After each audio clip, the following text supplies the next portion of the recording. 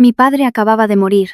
Me robaron en mi cara una corporación de 1.000 millones de euros y me arrojaron a la calle, humillándome y diciéndome que por estúpida merecía morir, justo el día en que él asumía la presidencia. Pero mi padre apareció de repente. Se acabó la función, querido yerno. Siempre pensé que era una princesa viviendo en el castillo más inexpugnable. Pero el día que mi padre cerró los ojos repentinamente debido a un trágico accidente de tráfico, todo cambió. Las velas del velatorio aún no se habían consumido. El marido con el que compartía lecho se arrancó de inmediato la máscara de hombre decente.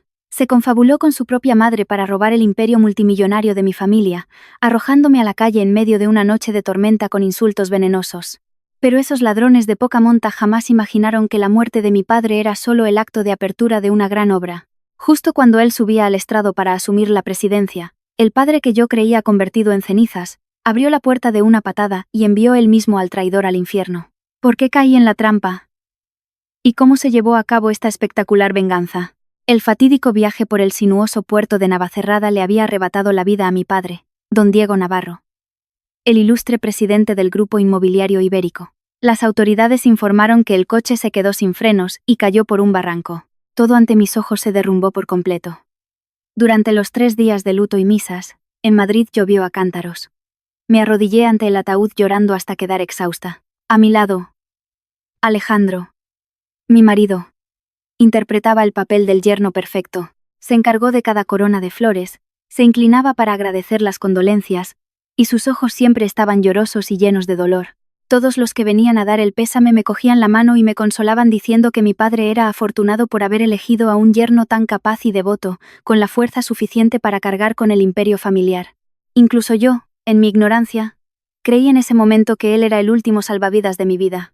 La última noche, cuando todos los invitados se habían marchado, la fría mansión resultaba espeluznante. Estaba a punto de bajar a la cocina a preparar una infusión caliente para ponerla junto a la foto de mi padre, cuando el sonido de unos tacones de aguja golpeando el suelo de mármol me hizo detenerme en seco. Doña Beatriz, mi suegra, ya no llevaba ropa de luto. Lucía un vestido de terciopelo rojo intenso. Llevaba un collar de perlas deslumbrante, y estaba sentada casualmente con las piernas cruzadas en el sofá de cuero en el centro del salón. Su mirada pasó por el retrato de mi padre sin el menor atisbo de respeto. Ya basta de lloriqueos. Valeria, los muertos están. Por mucho que grites, don Diego no va a resucitar. Ven aquí y siéntate. Tengo asuntos que tratar. Mi padre apenas lleva un día bajo tierra. Te vistes así y hablas de esa forma tan brusca frente al retrato de tu consuegro. ¿No te parece que te estás pasando? Si hay algo de qué hablar, déjalo para mañana. Estoy agotada. ¿Mañana? Si lo dejamos para mañana, ¿tu empresita se convertirá en chatarra?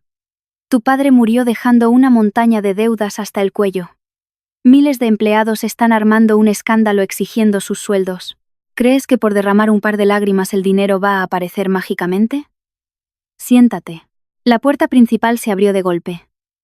Alejandro entró. Tenía la corbata aflojada y apestaba a puros y vino de Rioja. No corrió a abrazarme y consolarme como en los días anteriores.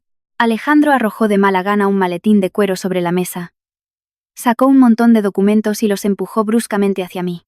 Mi madre tiene razón, Valeria. Acabo de tener una reunión de emergencia con el Consejo de Administración. La situación es desastrosa.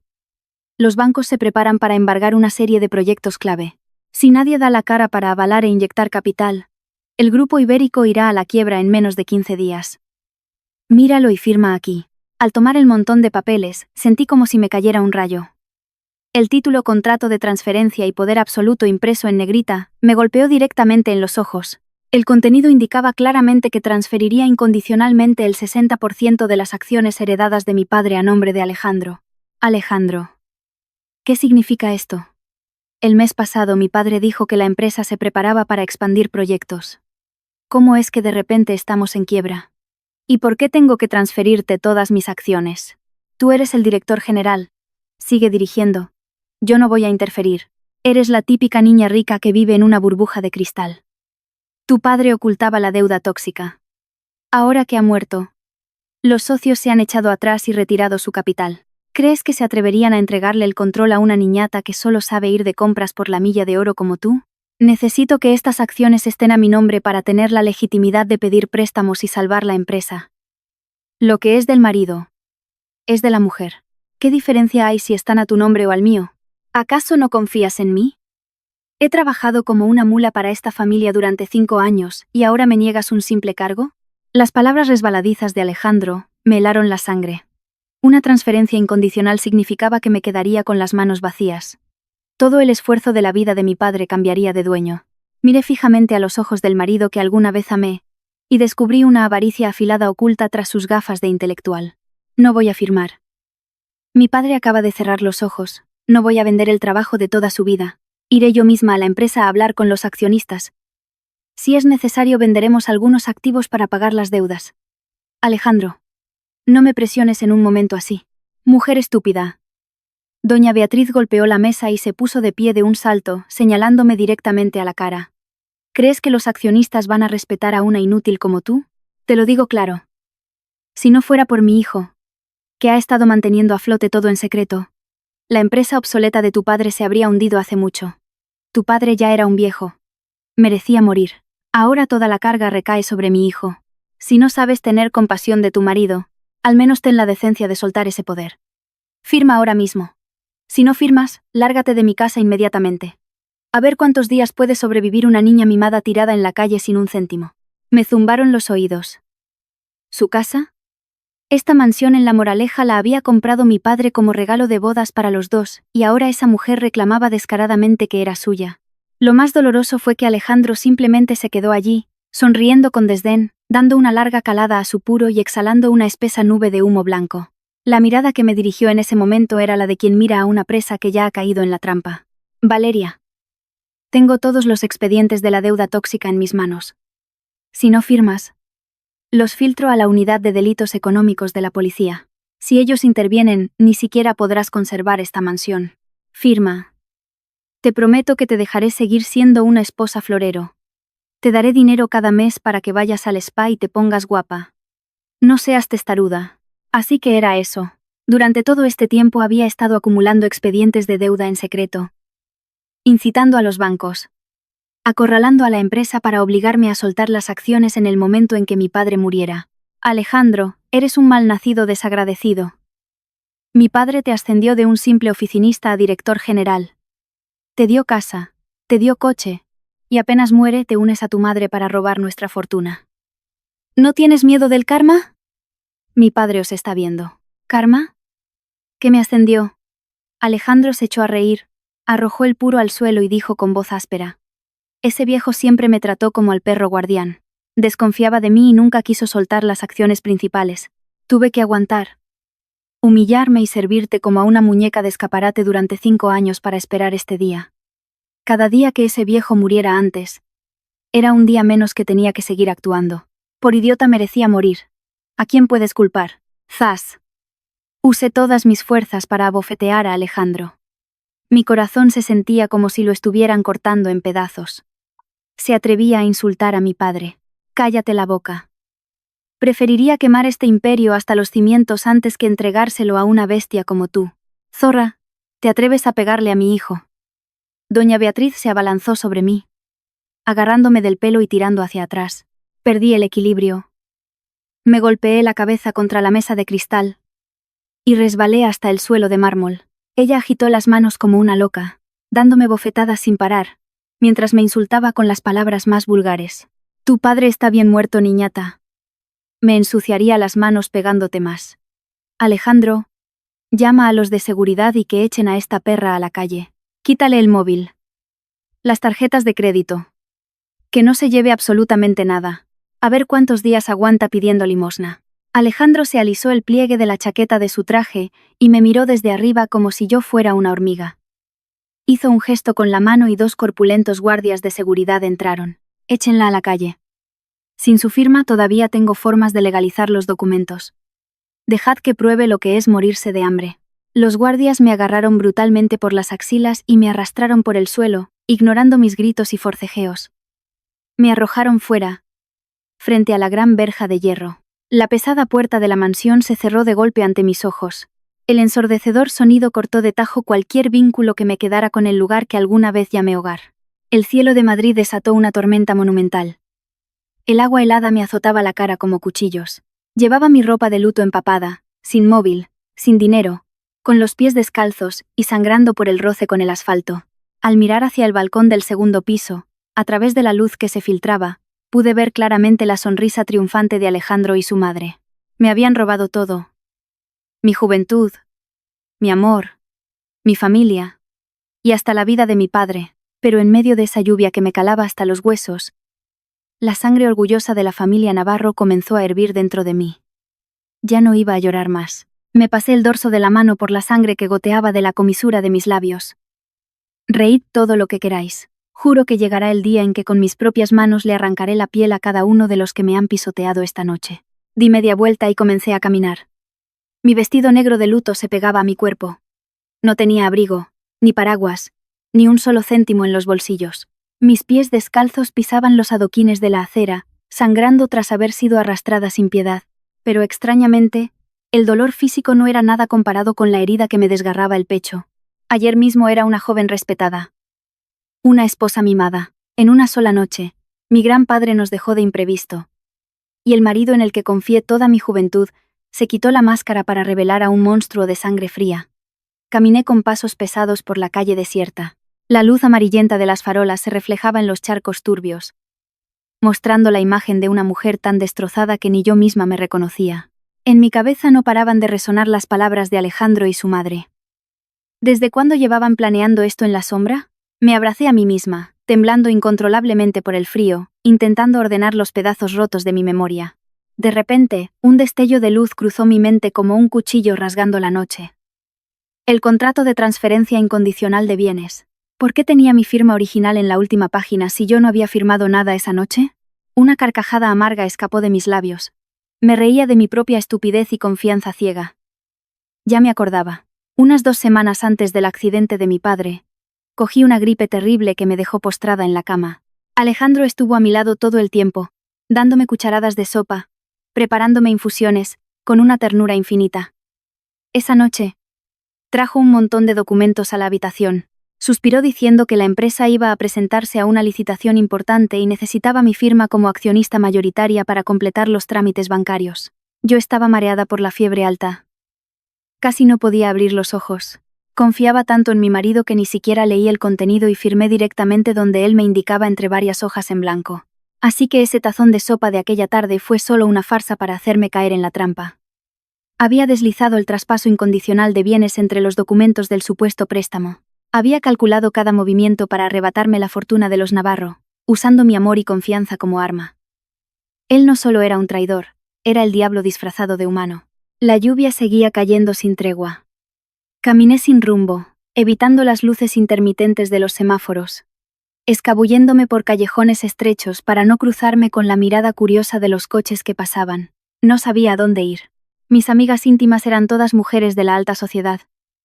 Si aparecía en sus puertas con este aspecto. A la mañana siguiente la noticia de que la heredera del grupo ibérico había sido echada a la calle por su marido estaría en todas las portadas. Alejandro controlaba las relaciones públicas de la empresa. Usaría esta imagen lamentable mía para inventar que, enloquecida por el dolor de la muerte de mi padre, había huido de casa, legalizando así su toma de poder. No. No podía permitir que consiguiera lo que quería. Tenía que encontrar un lugar seguro. Alguien absolutamente leal a mi padre donde refugiarme. Mis pies ensangrentados se detuvieron frente a una vieja y humilde casa en un callejón profundo de Vallecas. Era la casa de Paco, el anciano conductor que había llevado a mi padre durante 20 años, y el confidente en quien más confiaba. El día del accidente, Paco tuvo una urgencia familiar, y pidió permiso para ir a su pueblo, por lo que mi padre condujo él mismo hacia la granja de San Ildefonso. Si ese día Paco hubiera estado al volante, quizás todo sería diferente. Golpeé desesperadamente la puerta de metal con mis manos heladas y temblorosas. Paco. Paco, ábreme por favor. Soy yo, Valeria. El sonido de mis golpes se mezclaba con el de la lluvia torrencial. Unos minutos después, se encendió la luz del interior. La puerta crujió, y se abrió solo una rendija. Paco, con su cabello canoso y una vieja chaqueta militar, entrecerró los ojos para mirar afuera. Al reconocer que quien estaba bajo la lluvia era yo, Abrió la puerta de par en par y me metió rápidamente dentro de la casa. Dios santo, señorita Valeria. ¿Cómo ha acabado en este estado? Con este temporal. ¿Dónde está el señor Alejandro para dejarla sola, descalza y empapada? Entre rápido.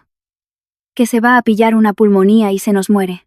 Paco agarró a toda prisa una gran toalla de algodón y me la echó por los hombros. Luego corrió a la cocina y me trajo una taza de caldo de pollo bien caliente. Sostuve la taza. El calor traspasó mis dedos, pero no lograba derretir el frío glacial que había congelado mi alma. Al ver el rostro genuinamente preocupado del viejo conductor, la fortaleza que había intentado mantener durante todo el camino se hizo añicos. Rompí a llorar sin control, sollozando con amargura. Paco, lo hemos perdido todo. Mi padre ha muerto. Esa casa. El grupo ibérico. Todo nos lo han robado Alejandro y doña Beatriz. Me engañaron para que firmara los papeles de cesión de mis acciones y me echaron a la calle. Alejandro no es humano. Es un lobo desagradecido. Paco se quedó atónito, soltando el termo que cayó al suelo. Sus ojos, hundidos entre arrugas, se abrieron de par en par, llenos de ira e incredulidad. Se acercó con voz temblorosa pero llena de dolor. ¿Qué? ¿El señor Alejandro os ha traicionado? ¿Ese bastardo? Don Diego lo acogió, lo formó, le dio su mano en matrimonio, y apenas don Diego cierra los ojos, se atreve a cometer semejante atrocidad. Lo sospechaba desde hace tiempo. La forma en que Alejandro miraba a don Diego en la empresa no tenía nada de respeto, solo ambición pura. Señorita Valeria, cálmese. Bébase el caldo y vaya al cuarto a ponerse ropa seca de mi mujer. Esta noche se queda aquí. Esta vieja vida mía fue salvada por don Diego, y preferiría morir antes que no protegerla a usted hasta el final. Me abracé a la taza, tragando el caldo que bajaba caliente por mi garganta, despertando todos mis sentidos entumecidos. Sentada encogida en aquella vieja silla de madera, escuchando el golpeteo de la lluvia sobre el tejado de Uralita. En aquella casa pequeña pero humana y cálida, comencé a ser consciente de mi situación. Ya no era Valeria, la niña rica a la que le extendían una alfombra roja a cada paso. Ahora era una persona sin nada. Alajases a la roja, que cargaba a sus espaldas la venganza por el robo de su fortuna y la memoria de su padre. Mis enemigos estaban sentados en sillones de cuero de poder en la Torre Navarro, controlando cientos de millones de euros y a un ejército de abogados despiadados. Si solo me dedicaba a llorar, y a intentar luchar con las manos vacías, me aplastarían sin piedad. Tenía que calmarme. Mi padre me enseñó que en el mundo de los negocios, el que llora tiene todas las de perder. El enemigo solo teme a aquellos que saben tragarse su propia sangre y afilar el cuchillo en la oscuridad. Esta cruel noche de lluvia era el punto final de mi ingenuidad, y el comienzo de un renacer despiadado. A la mañana siguiente, me desperté en la pequeña habitación de la casa de Paco, ardiendo en fiebre. Me dolía todo el cuerpo, como si me hubieran dado una paliza brutal. Secuelas de haber sido tirada a la calle por los pelos y haber pasado horas bajo la lluvia. La luz se filtraba por las rendijas de la ventana de madera y me daba en los ojos hinchados. Hice un esfuerzo por sentarme y me cubrí los hombros con una manta fina. Paco estaba trajinando en la cocina. Al verme salir, se limpió las manos rápidamente en el delantal y me apartó una silla. En la mesa ya había un buen plato de sopa de ajo humeante y un blister de paracetamol. ¿Ya se ha despertado, señorita Valeria? Cómase esto calentito y tómese la pastilla. Anoche deliraba de fiebre, y no paraba de llamar a don Diego. Me tenía con el corazón en un puño. Ya pensaremos en la venganza. Pero ahora primero tiene que salvar la vida.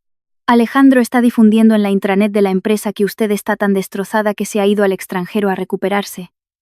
Y que le ha cedido todo el poder a él.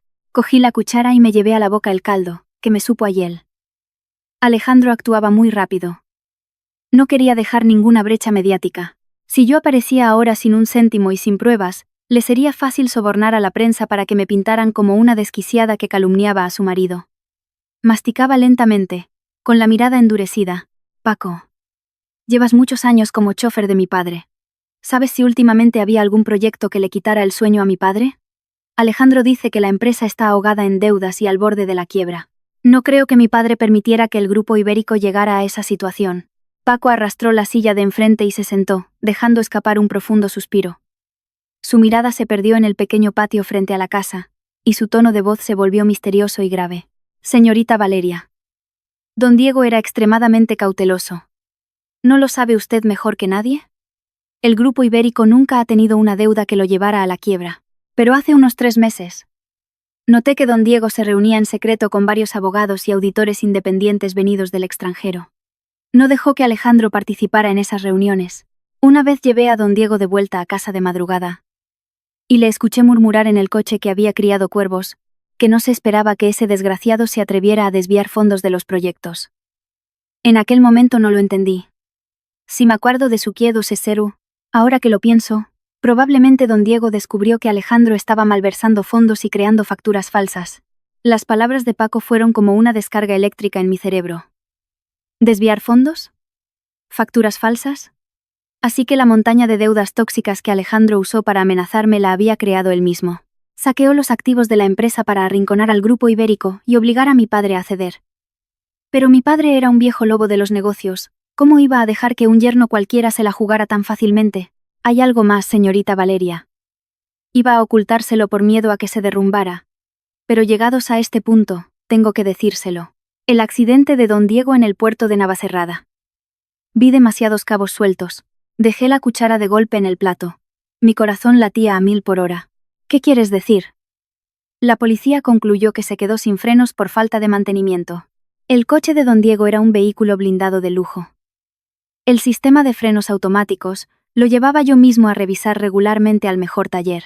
2 días antes de que don Diego saliera hacia Segovia, lo revisé minuciosamente y todo estaba perfecto. Pero la noche anterior a su partida, cuando pedí permiso para ir a mi pueblo, volví de casualidad al garaje de la empresa por algo que me había olvidado. Y vi al asistente personal de Alejandro merodeando cerca del aparcamiento de don Diego. Cuando le pregunté, tartamudeó diciendo que estaba buscando unas llaves que se le habían caído.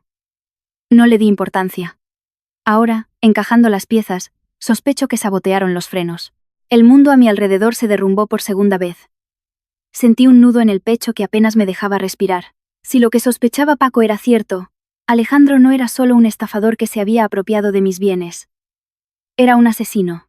Había planeado matar a mi padre para silenciarlo, para evitar que sacara a la luz su robo de fondos. Había allanado su camino hacia el trono con la sangre de mi padre. Y luego usó ese contrato fraudulento para tirarme a la calle. La crueldad del hombre que alguna vez durmió a mi lado superaba los límites de cualquier bestia. Apreté las manos hasta formar puños. Me clavé las uñas en las palmas hasta que sangraron. Mis ojos estaban secos. No me quedaba ni una sola lágrima por derramar. El odio había incinerado toda mi debilidad y dolor, convirtiendo mi alma en un bloque de hielo afilado. Tenía que encontrar pruebas. Haría que Alejandro pagara con su vida por la de mi padre. Justo en ese momento, el sonido de un teléfono rompió el silencio. Era un viejo teléfono móvil, un ladrillo negro y robusto, guardado en el cajón del mueble de madera de Paco. Él se sobresaltó. Fue corriendo a abrir el cajón. Miró la pantalla y su rostro cambió de forma extraña. Me miró, con la voz temblorosa. Señorita Valeria. Es el número de don Diego. Me puse en pie de un salto, volcando la silla. Me daba vueltas la cabeza. Mi padre estaba muerto. Su cuerpo ya había sido incinerado. ¿Cómo podía estar llamando? Era otra broma macabra de Alejandro. Me abalancé, le arranqué el teléfono a Paco y contesté. No dije nada, intentando escuchar cualquier sonido del otro lado. Valeria. Hija mía.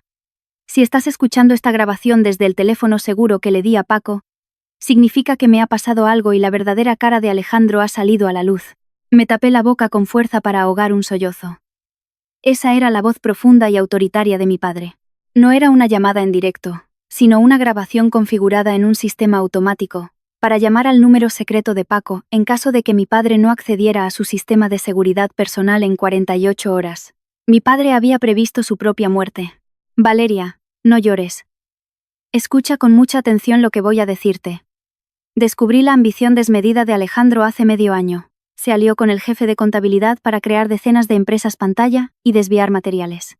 Han sacado capital de los proyectos grandes, convirtiendo al Grupo Ibérico en un cascarón vacío lleno de deuda tóxica. Pero lo hizo de forma muy sutil, borrando todo rastro legal. Sabía que iba a por tus acciones, así que le seguí el juego. Fingí no saber nada para que se confiara.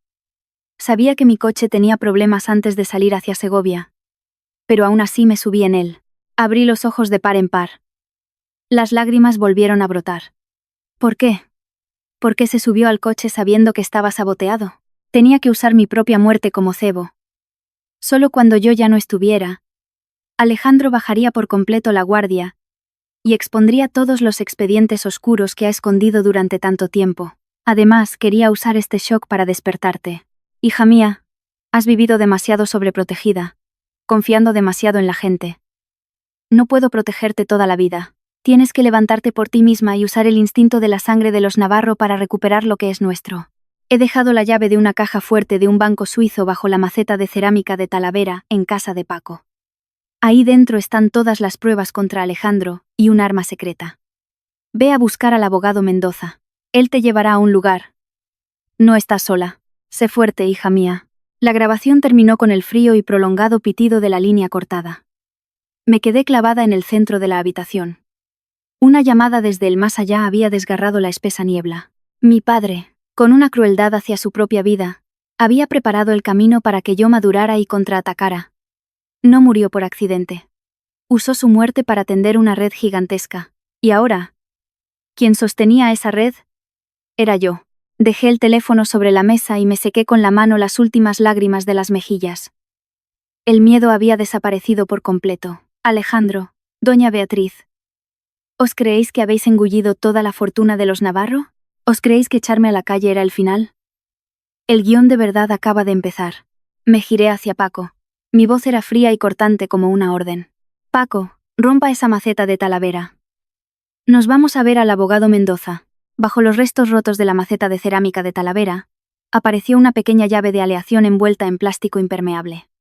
Apreté la llave en mi mano, sintiendo el peso de la verdad y de la vida que mi padre había sacrificado. Paco condujo una vieja furgoneta de reparto que le pidió a un vecino.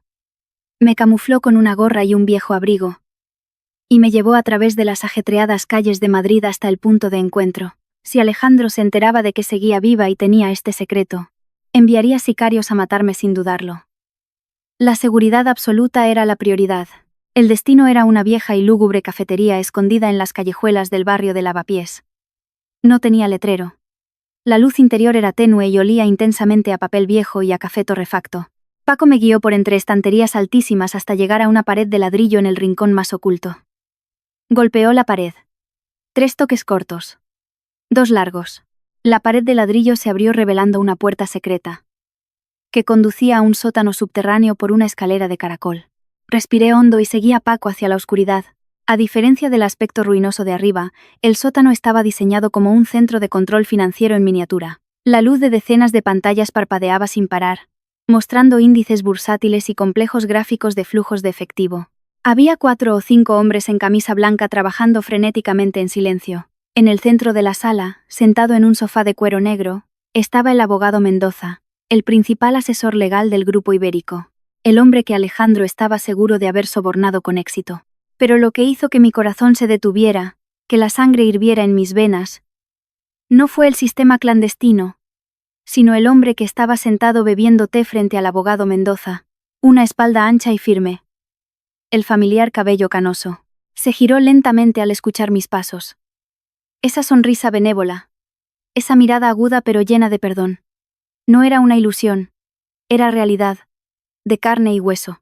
Dejé escapar un grito desgarrador, perdiendo toda razón, y corrí a abrazarlo. Su cuerpo estaba caliente. Su pecho subía y bajaba con la respiración. Lloré a mares, agarrándome con fuerza a sus hombros, aterrorizada de que, si lo soltaba, se desvanecería de nuevo como humo. Papá. Estás vivo. ¿Por qué? ¿Por qué me mentiste? Pensé que estabas muerto de verdad. El dolor me estaba matando. Nos echaron a la calle. Nos robaron todo. Papá. Don Diego levantó su mano grande y encallecida, acariciando mi pelo alborotado.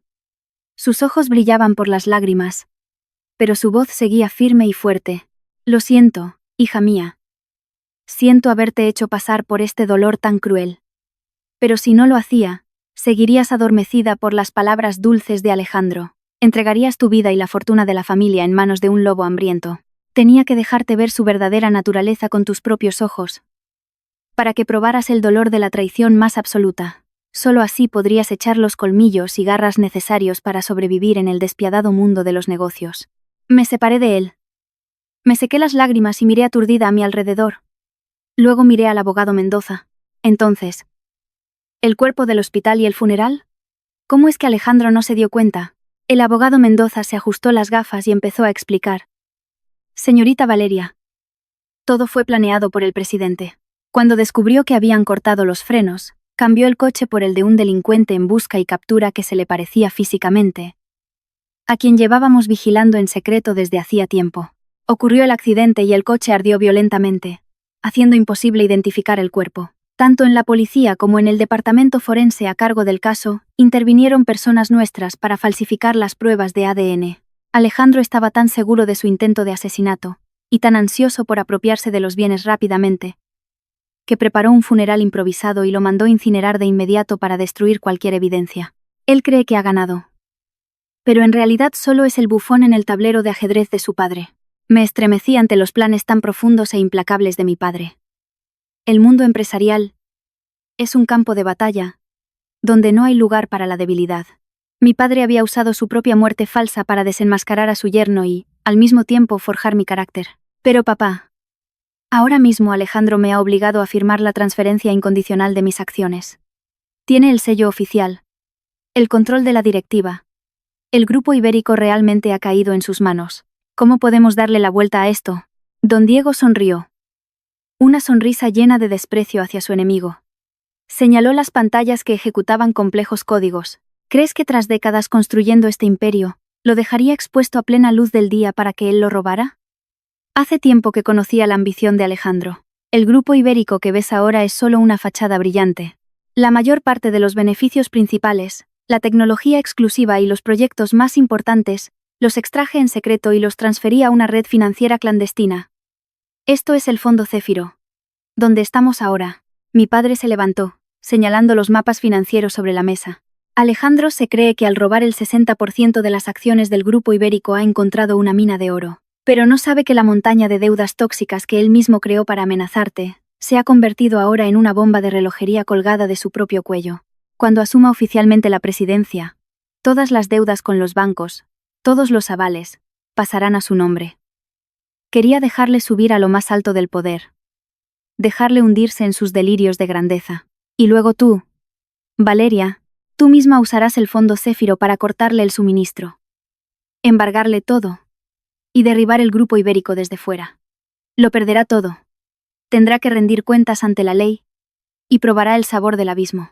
Miré los números que bailaban en las pantallas, y sentí que cada vena de mi cuerpo se dilataba impulsada por una fuerza brutal. El miedo había sido completamente exterminado. Alejandro, creíste que eras el cazador. Me engañaste con ese sucio contrato de cesión. Pero no sabías que solo eras el ratón corriendo directo a la trampa que mi padre y yo habíamos tendido. Mi mirada se volvió cortante. Miré fijamente a mi padre. Y mi voz no tuvo ni rastro del temblor de la niña rica de ayer. Papá, desde hoy no volveré a llorar. Seré yo quien ejecute la sentencia. Alejandro y su madre me humillaron y me echaron a la calle. Haré que se arrodillen a mis pies y paguen por cada lágrima que derramé. Comencemos el plan. Excelente. Esa es la verdadera heredera del grupo ibérico. El primer paso es que vuelvas a la luz pública, pero con otra identidad. La de una perdedora absoluta. Para adormecer por completo las alertas de Alejandro. Sonreí de lado. Una sonrisa gélida iluminó mi rostro. Jugaríamos a este juego de tronos hasta el final. Quien usara tácticas cobardes sufriría el destino más catastrófico. Una semana después de aquella noche fatídica de tormenta, todos los medios financieros de Madrid abrían con la noticia del escandaloso cambio de poder en el grupo ibérico. Sentada en el sótano secreto del Fondo Céfiro, miré fijamente la pantalla gigante que emitía el telediario financiero de la mañana. La imagen de Alejandro vestido con un traje azul marino a medida, carísimo, con el pelo engominado, caminando con seguridad hacia el vestíbulo principal de la Torre Navarro, me revolvió el estómago de asco. A su alrededor, decenas de flashes parpadeaban sin cesar. Los aplausos de los directivos aduladores y los guardias de seguridad abriéndole paso le daban la bienvenida como si fuera un emperador. Se detuvo ante las cámaras, ofreciendo una falsa sonrisa de humildad. Esa sonrisa que alguna vez creí la más cálida del mundo se había revelado como el arma más afilada para el engaño. Anunció ante la prensa que continuaría el legado del fallecido don Diego Navarro, usando su patrimonio personal y su reputación para reflotar el conglomerado en crisis. y prometiendo elevar el grupo ibérico a un nuevo nivel. ¡Qué magnífica actuación teatral! El asesino que había cortado los frenos del coche de su suegro, el que había tirado a su mujer a la calle en medio de un temporal, ahora era alabado como un gran salvador. Había usado el documento de transferencia incondicional que firmé aturdida por la fiebre para legitimar su poder, quedándose con el 60% de las acciones. Sumado a que había sobornado o asustado a varios accionistas veteranos con la amenaza de la falsa quiebra, Alejandro se había sentado majestuosamente en el sillón de presidente. Al mismo tiempo, en la mansión de 2000 metros cuadrados en La Moraleja, el lugar que alguna vez fue el hogar de mi familia, doña Beatriz también disfrutaba de los días más gloriosos de su vida. Paco, el chofer, había instalado micrófonos ocultos y minicámaras en los cuadros antes de que ella lo despidiera. A través de la pantalla, vi con mis propios ojos cómo aquella suegra que venía de un barrio humilde, ahora se paseaba altiva por el salón con un vestido de seda de marca, luciendo en la mano un anillo de diamantes del tamaño de un garbanzo que yo le había regalado y que antes siempre despreciaba. Mandó llamar a todos los antiguos empleados del servicio, y los puso en fila en el centro del salón. Su mirada despectiva los repasó de arriba a abajo. Escuchadme bien, panda de inútiles. Esta casa tiene nueva dueña oficialmente desde hoy. Don Diego está muerto. A la niñata de Valeria también la han echado. Ahora yo soy la verdadera señora de esta mansión. Y mi hijo es el presidente de la corporación que os paga el sueldo. Cualquiera que soliera hacerle la pelota a Valeria está despedido. Especialmente la jefa de cocina. Cuando antes os pedía un buen potaje con chorizo, siempre tenías que decir a la señorita Valeria le cae pesado. Ahora esa niñata está rebuscando en la basura. Lo que yo quiera comer, es lo que vais a cocinar. Y al que no le guste, a la puta calle. Lo que yo quiera comer, es lo que vais a cocinar. Si no podéis hacerlo, largo de aquí. Su arrogancia no se limitó a insultar al servicio. Empezó a llamar por teléfono a sus viejas amigas del pueblo. Su voz chillona resonaba por todo el salón, presumiendo sin reparos de su repentina riqueza. Alardeaba de lo increíble que era su hijo, de que la inmensa fortuna de los Navarro siempre debió haber pertenecido a su familia, y de que yo solo era una inútil a la que habían echado a la calle por no saber comportarse después de tener la suerte de casarme con su hijo. Esa noche, Alejandro volvió a casa después de su primer día como presidente. Se aflojó la corbata y se recostó en la butaca de cuero italiana que tanto le gustaba a mi padre. Doña Beatriz se apresuró a llevarle una copa de un tinto de reserva carísimo, con el rostro resplandeciente como si hubiera encontrado oro. «Felicidades, hijo mío. Llevaba tanto tiempo esperando este día.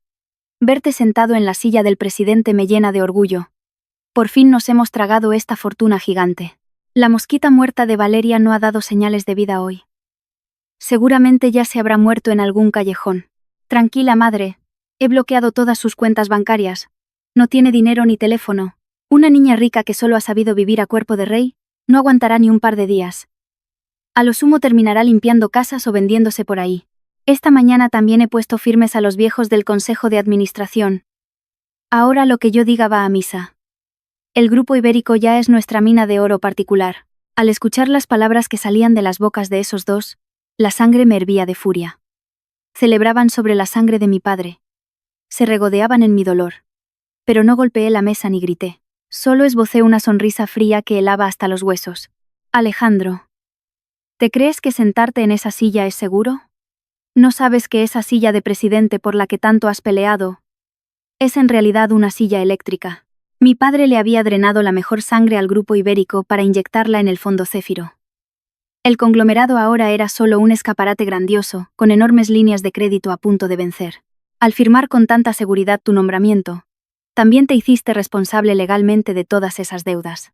Disfrutad de vuestros días como reyes, porque esta fiesta será muy corta. Y el precio a pagar cuando llegue la factura os hará desear no haber nacido nunca. El segundo paso del plan de mi padre era adormecerlo por completo. Si no veía con sus propios ojos que yo vivía una vida miserable arrastrándome en lo más bajo de la sociedad, jamás podría disfrutar de su victoria en paz. Incluso podría sospechar y mandar a alguien a investigarme. Así que de día me despojaba completamente de mi imagen de gran heredera de la familia Navarro.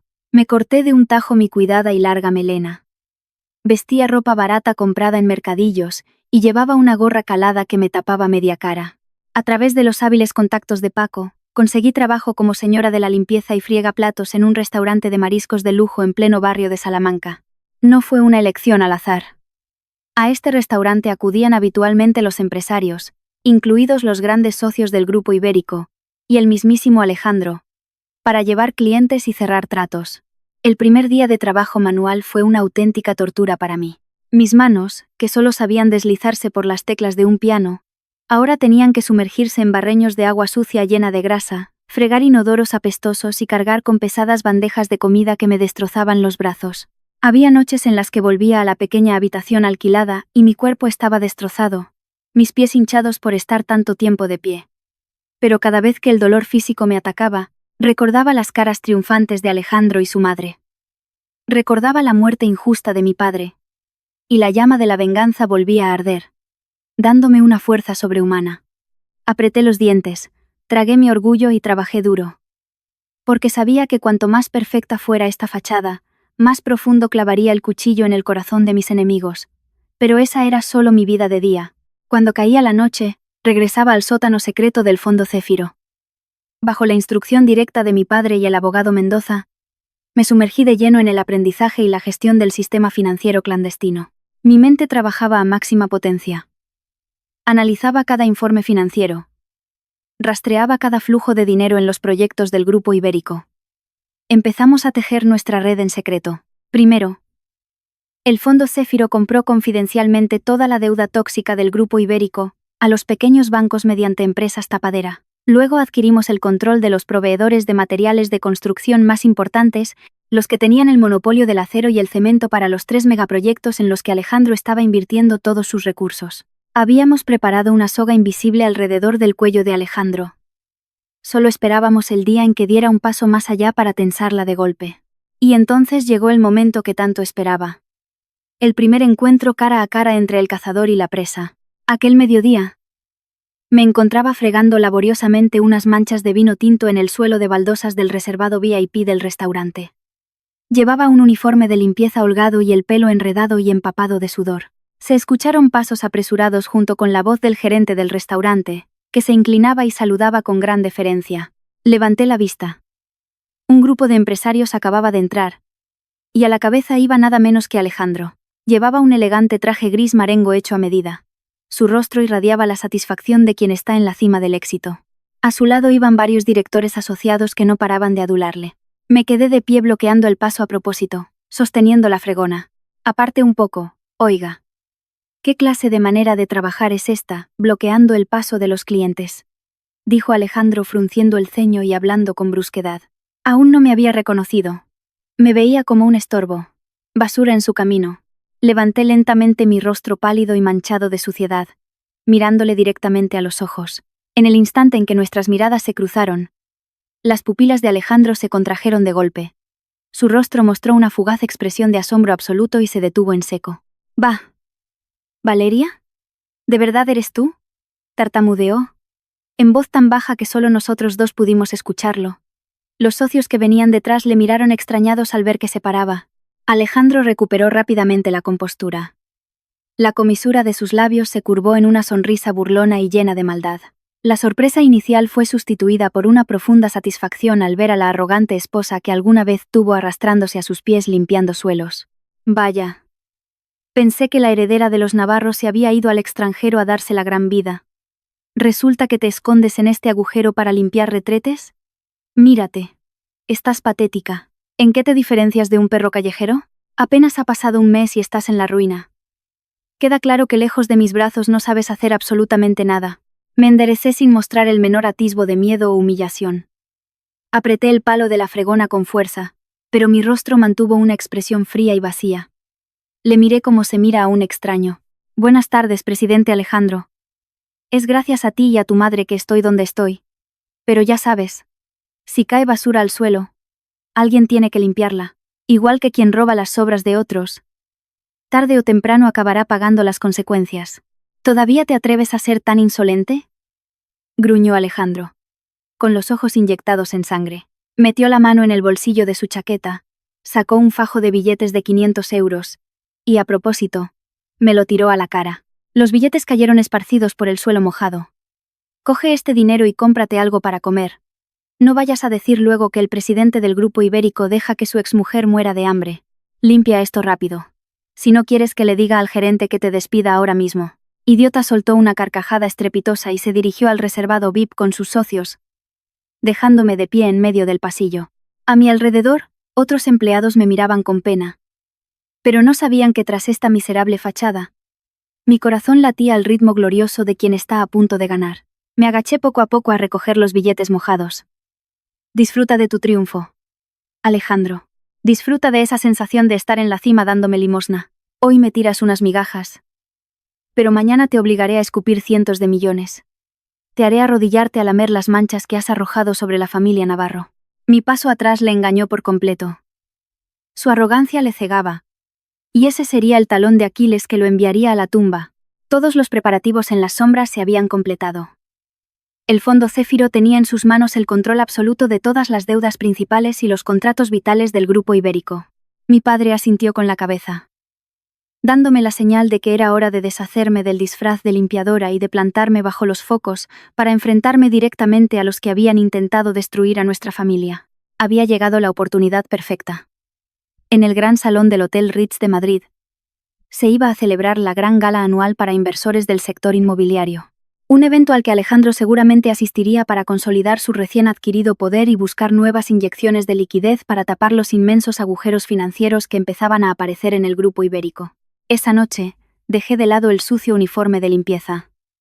Tras los preparativos del abogado Mendoza, bajé de un reluciente Rolls-Royce negro, con una presencia que haría que todos girasen la cabeza.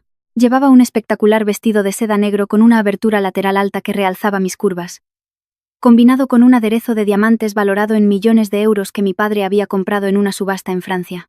Llevaba el pelo corto impecablemente peinado hacia atrás y los labios pintados de un rojo carmesí que resaltaba mi piel pálida. No asistía como Valeria, la heredera caída en desgracia, sino como la directora ejecutiva que representaba al Fondo Céfiro en toda Europa. Mi padre seguía escondido en las sombras. Quería que yo misma diera el golpe final. Las puertas del salón se abrieron. El aire olía a perfume caro. Música clásica sonaba de fondo y las copas de champán tintineaban. Entré en el inmenso salón con la fría altivez de una reina. La aparición de un rostro desconocido pero con semejante aura atrajo de inmediato la atención de cientos de personas, y por supuesto no tardé mucho en encontrar a mi presa. En el centro del salón, Alejandro estaba con una copa en la mano, sonriendo y socializando con grandes empresarios. A su lado, no podía faltar doña Beatriz. Ella llevaba un vestido de lentejuelas cegadoras, tratando de aparentar clase, pero sus modales toscos revelaban su verdadera naturaleza de nueva rica vulgar. Me acerqué lentamente, y me detuve justo delante de madre e hijo. A un par de metros de distancia, la mirada de Alejandro pasó por mí. De inmediato, su mano se inclinó y derramó unas gotas de vino de su copa. Sus pupilas se abrieron de par en par. Apretó los dientes, incapaz de creer lo que veía en sus ojos. Hacía pocos días le había tirado billetes a la cara a una criada arrastrada.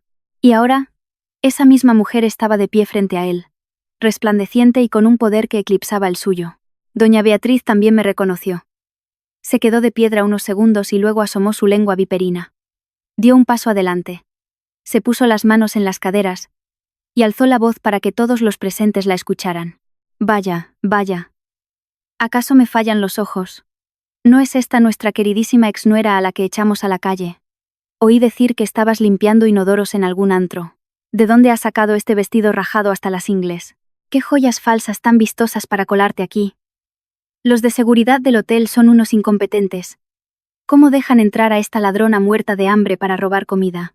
La gente a nuestro alrededor comenzó a murmurar y cuchichear. Conocían el cambio de poder en el Grupo Ibérico, pero la mayoría había creído la versión que Alejandro inventó, que yo era una incompetente inútil que había sido apartada.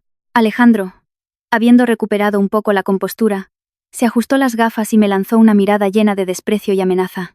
Valeria, ¿qué haces aquí? Este no es lugar para montar tus numeritos. No te creas que por alquilar un trapo barato puedes engañar a nadie. Por los viejos tiempos, te aconsejo que te largues por las buenas. No me hagas llamar a seguridad para que te echen a patadas como en aquella noche lluviosa. ¿Quieres dinero? ¿Verdad? Mañana ve a ver a mi secretario. Te daré limosna suficiente para que vivas el resto de tu fracasada vida.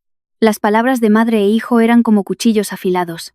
Intentaban humillarme ante los peces gordos de Madrid. Si hubiera sido la Valeria de hacía un mes, habría roto a llorar y habría huido corriendo. Pero ahora mi corazón estaba blindado de acero. No me acobardé. En la comisura de mis labios apareció una sonrisa gélida y aterradora. Caminé despacio hacia Alejandro. El sonido del tacón de aguja resonaba opresivamente sobre el mármol del salón. Tomé una copa de champán de un camarero que pasaba, y la moví ligeramente.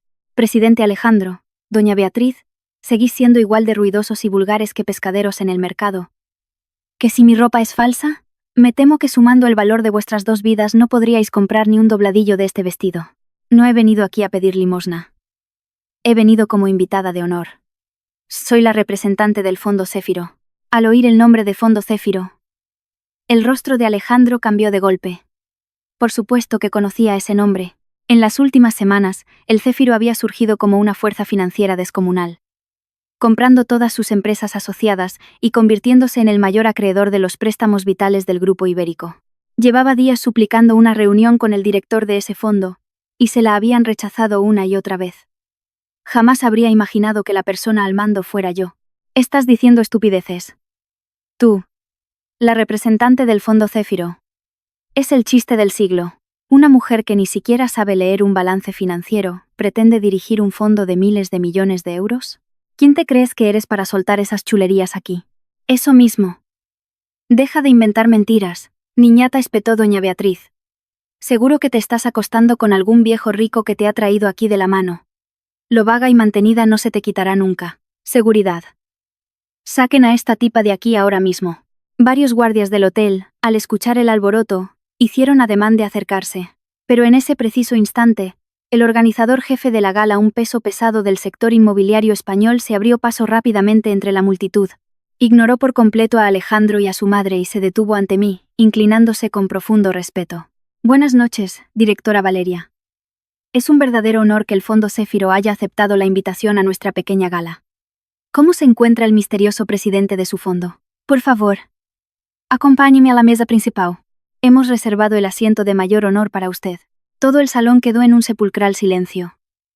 La confirmación del organizador fue como un bofetón, que le cruzó la cara a Alejandro y a doña Beatriz. Alejandro abrió los ojos desmesuradamente y apretó los dientes hasta que las venas de sus sienes saltaron. Acababa de darse cuenta de una realidad aterradora. La hormiga que creía pisotear bajo su zapato era quien ahora sostenía la soga alrededor de su cuello. Doña Beatriz se quedó muda. Sus labios pintados de rojo chillón temblaban sin poder articular palabra. Miré directamente a los ojos llenos de pánico de Alejandro, y levanté ligeramente mi copa de champán.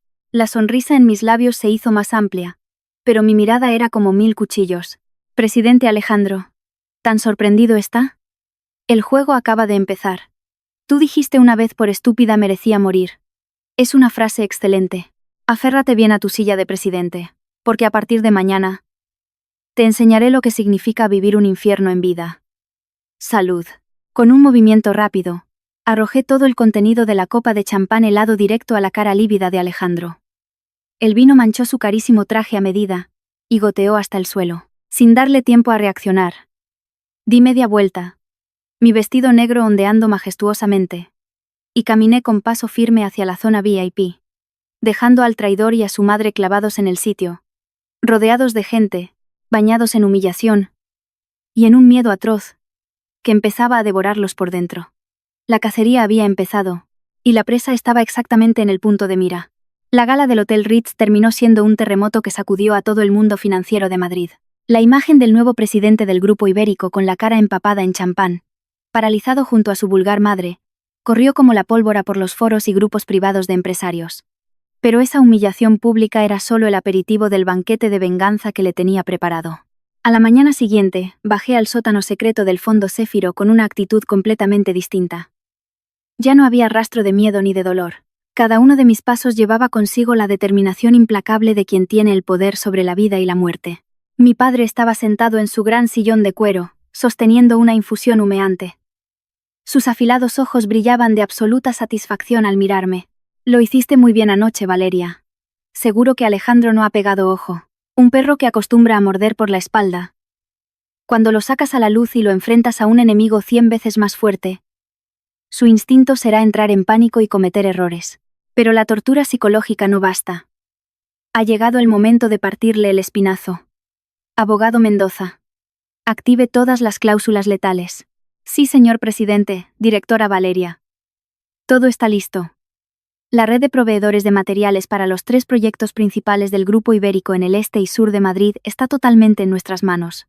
Me senté y abrí el informe confidencial en la pantalla. Alejandro siempre presumió de haber conquistado el Grupo Ibérico.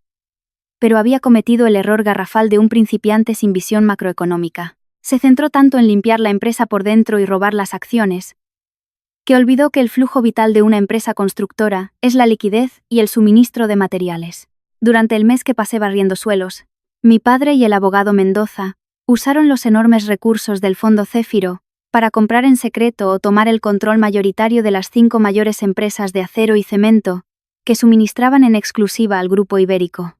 Los grandes contratos de aprovisionamiento que Alejandro firmó con arrogancia en su primera semana para aparentar poder estaban llenos de intrincadas cláusulas cruzadas en la letra pequeña. El abogado Mendoza ordenó detener inmediatamente los envíos a todas las obras del Grupo Ibérico, alegando fluctuaciones globales en los precios de las materias primas, y exigiendo el pago inmediato del saldo pendiente, más un depósito como aval para la próxima entrega. Si en 48 horas no liberaban los fondos, se activaría la cláusula de penalización por valor del triple del precio original.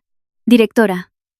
La cláusula cruzada también estipula que si el Grupo Ibérico incumple con cualquiera de los proveedores de la red, el resto tiene derecho a rescindir los contratos unilateralmente y exigir compensación inmediata. Es un efecto dominó. Si cae una sola carta, todos sus proyectos se paralizarán. Enviad el burofax urgente a la Torre Navarro ahora mismo, ordené.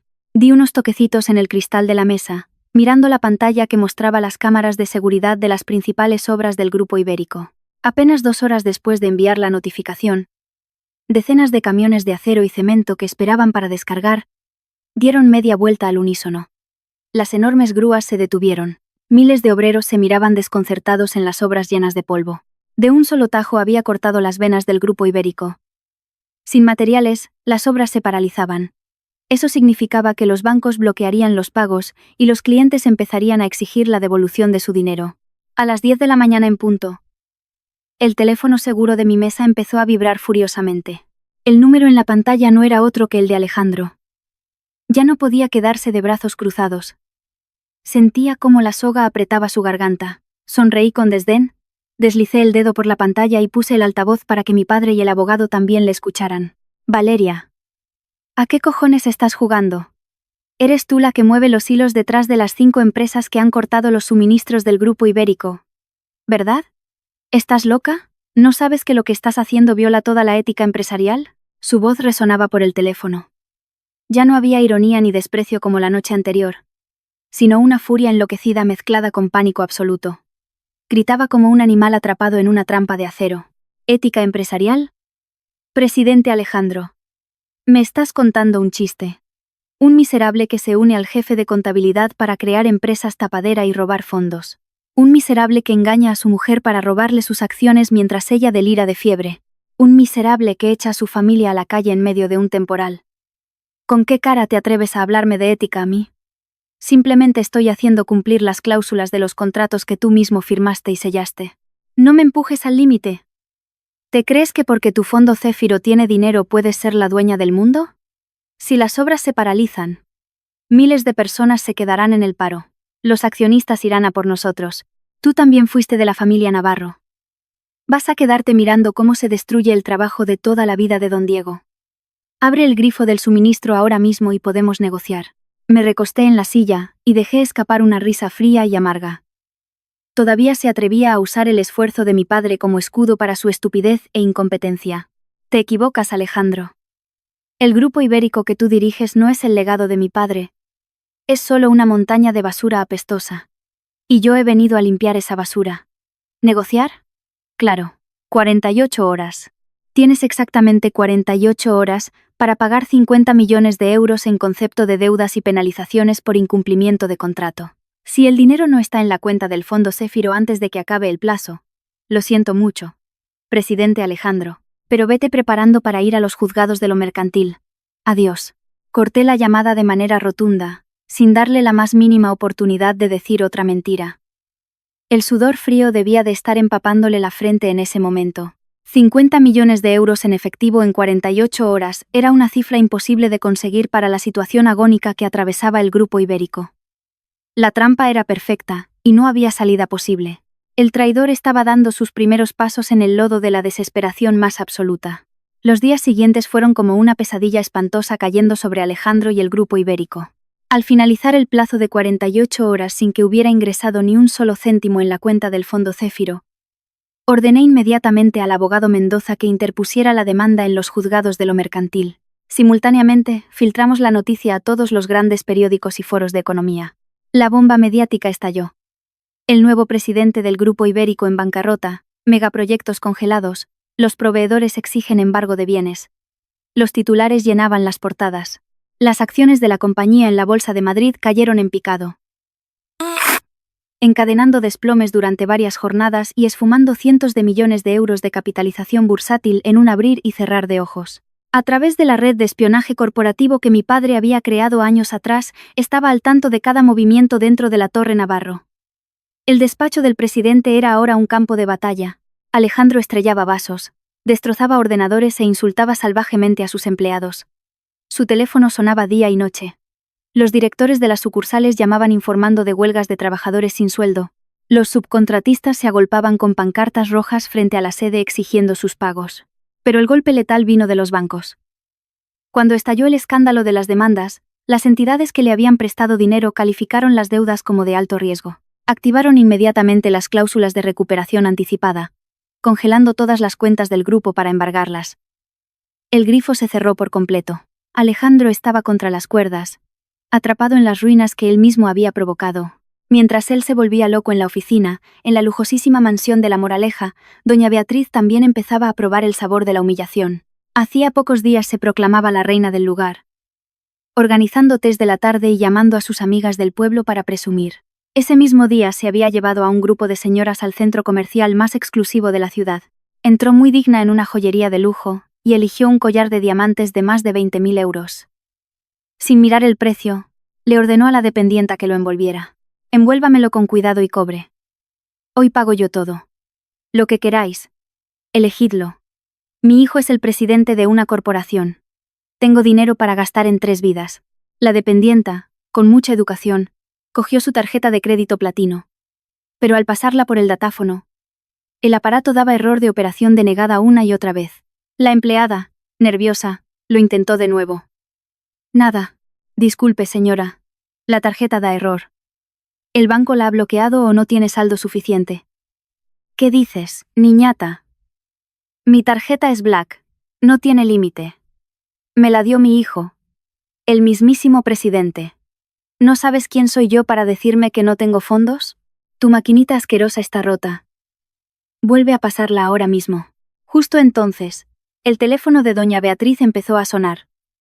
Era Alejandro, contestó de muy mal humor, dispuesta a quejarse de la tarjeta. Pero antes de abrir la boca, los gritos furiosos de su hijo le estallaron en la oreja. Mamá, ¿dónde estás? Vuelve a casa inmediatamente. Deja de gastar dinero a lo estúpido. El banco ha bloqueado todos mis fondos y tarjetas. La empresa se va a la quiebra, ¿no lo entiendes? No salgas a despilfarrar. Los acreedores están viniendo a embargarnos los muebles de la casa. Bajo la gruesa capa de maquillaje, la cara de doña Beatriz se volvió blanca como la de un muerto. Dejó caer la tarjeta al suelo. Sus amigas, al ver su pánico, empezaron a susurrar, cambiando sus miradas de adulación por desprecio y burla. Cogió el bolso apresuradamente y salió huyendo del centro comercial, perdiendo toda su supuesta dignidad. Su sueño de grandeza había estallado igual que una pompa de jabón. Esa noche, yo me sentaba a beber vino tinto en mi búnker, mirando por las cámaras de seguridad la escena frente a la mansión de los Navarro. Decenas de furgonetas de acreedores y subcontratistas bloqueaban la entrada, estaban tirando huevos podridos y pintura roja sobre las puertas de hierro forjado, gritando que Alejandro saliera a dar la cara. Doña Beatriz estaba escondida dentro con las luces apagadas, temblando sin atreverse a salir. Alejandro había tenido que dormir en la oficina, incapaz de ir a su propia casa. Todo iba exactamente como lo habíamos planeado. Alejandro no podía conseguir financiación legal de ninguna parte. Cuando un ser codicioso es acorralado, no le importa romper las reglas o delinquir con tal de salvar el cuello. Prepárate, Valeria. El acto final está a punto de comenzar. Asentí con la mirada afilada. En efecto, Alejandro valoraba su estatus más que su propia vida.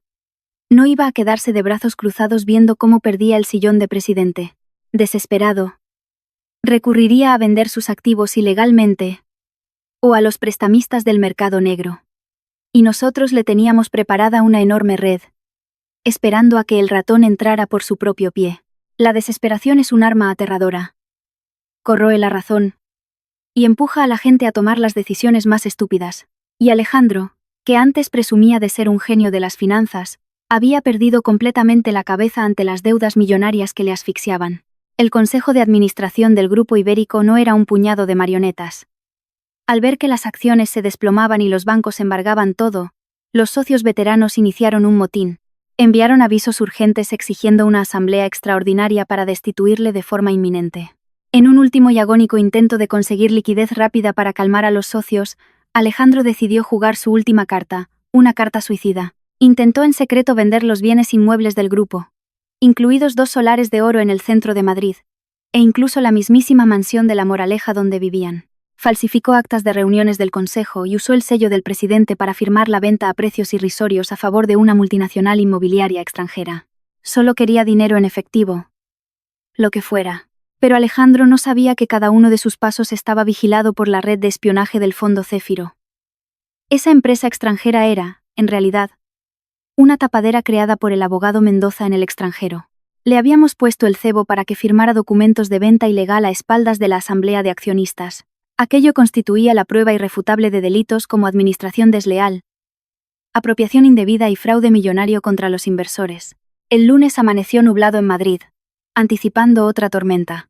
En la última planta de la Torre Navarro, una reunión de emergencia del Consejo de Administración se había convocado bajo la tremenda presión del señor Castillo, uno de los socios fundadores más respetados y que mi padre había contactado antes de fingir su muerte. La tensión en la sala era tan espesa que se podía cortar con un cuchillo.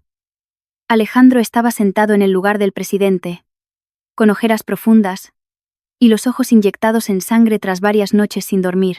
Intentó aferrarse a sus últimas briznas de autoridad y dio un fuerte puñetazo en la mesa.